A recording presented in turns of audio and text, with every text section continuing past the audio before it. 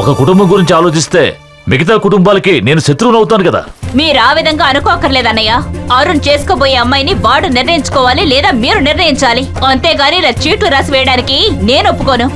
ఏయ్, దీనంతటికి నువ్వే కారణం. అరుణ్ని నా కూతురు చేసుకోవడానికి నువ్వు ఒప్పుకొనుంటే ఈ పరిస్థితి వచ్చేది కాదుగా. అసలేం మాట్లాడుతున్నావు? నీ కూతురు కోసం నేనెందుకు ఒప్పుకోవాలి?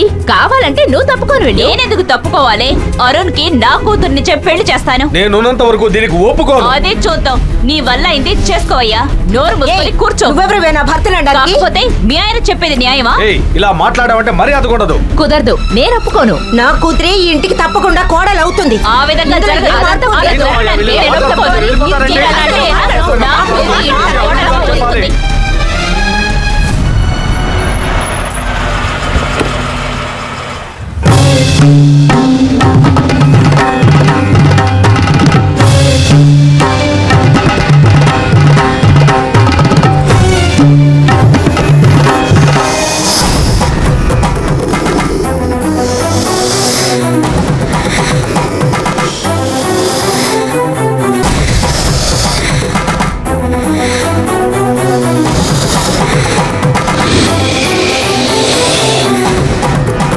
నమస్కారం స్వామి. మంచిగా జరుగుతుంది రాజశేఖర్.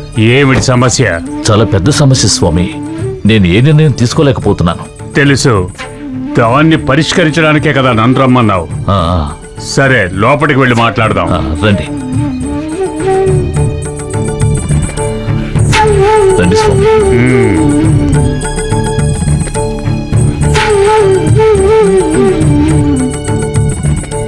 నమస్కారం స్వామి. నమస్కారం స్వామి.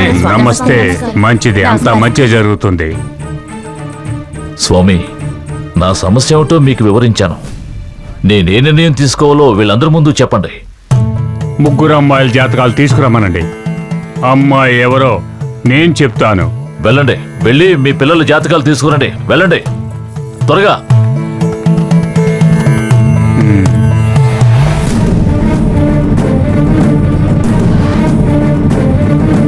మంగళ్యాన్ని పంపించి అంగారక గ్రహంలో పరిశోధిస్తున్న ఈ కాలంలో ఈయన జాతకంలో అంగారక దోషం వెతుకుతున్నాడు.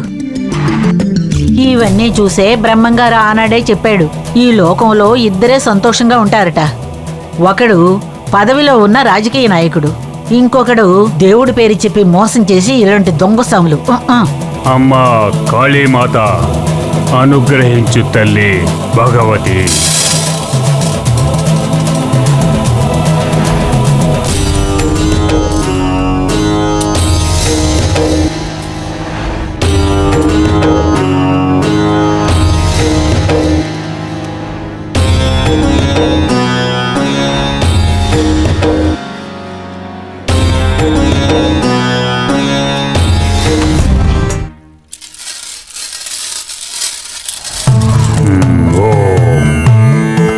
కలకత్తా కాళికా మాత.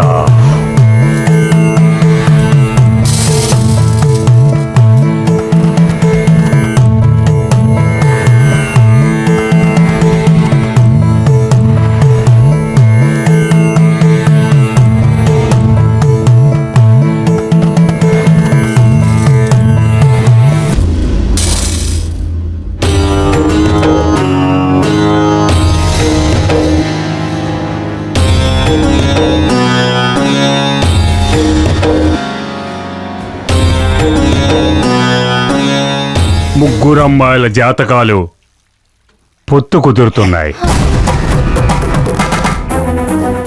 ఏమిటి స్వామి మీరన్నది? స్వామి, అదృష్టపు సీట్లు వేసి అమ్మాయిని నిర్ణయిద్దాం అనుకున్నాం. అందరూ మేము ఒప్పుకోమని చెప్పారు. అదృష్టపు చీటీలు సరైనవే, దాన్ని బట్టి నిర్ణయించొచ్చు.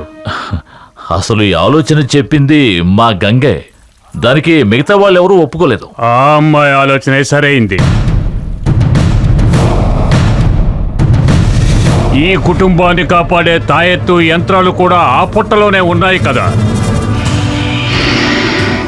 అందువల్ల అన్ని సమస్యలు అక్కడే పరిష్కరించుకుందాం. వీళ్ళెవరూ అందుకు ఒప్పుకోవట్లేదు స్వామి. ఈ సమస్యకి ఒకటే మార్గం ఉంది, మీరందరూ అందుకు సమ్మతించాలి.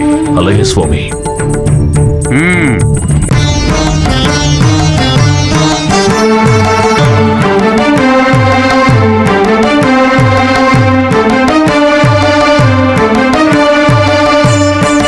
సమస్యకి ఒక మంచి పరిష్కారం చూపించు తండ్రి.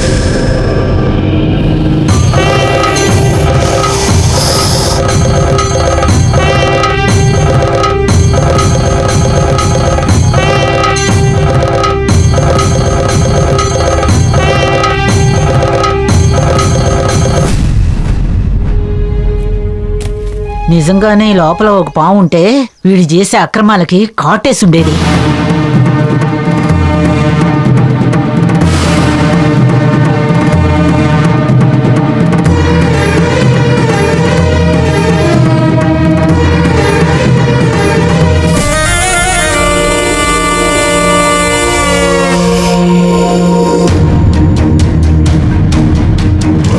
ముగ్గురు అమ్మాయిల్ని దీపాలు వెలిగించమనండి. ఒక్కొక్కరు వచ్చి వెలిగించండి.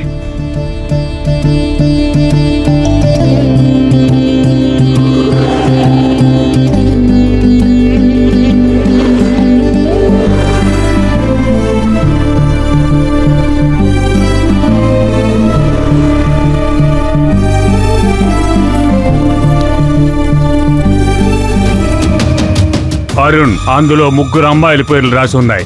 నీ చేత్తో ఒక చీటీ తీ. వెళ్ళు.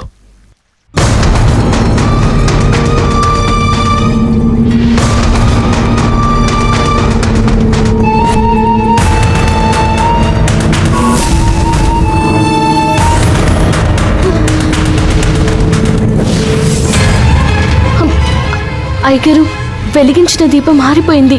ఇంకో రోజు తీద్దామయ్యా. గాలికి దీపాలు ఆరిపోవడం సహజం అమ్మా. శకునాల పేరు చెప్పి వాయిదా వేయకూడదు. ఇప్పుడే ఏదో ఒక నిర్ణయం తీసుకోవాలి. వెళ్ళి తీయరా.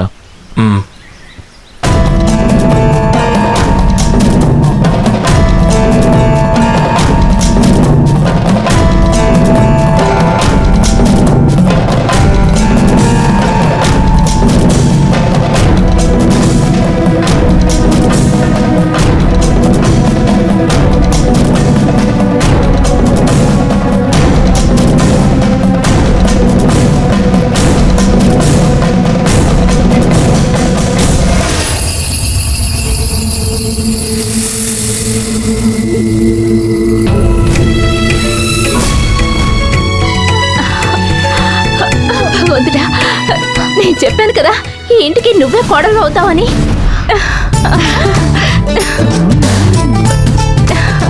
నువ్వు చాలా అదృష్టవంతురాలివి.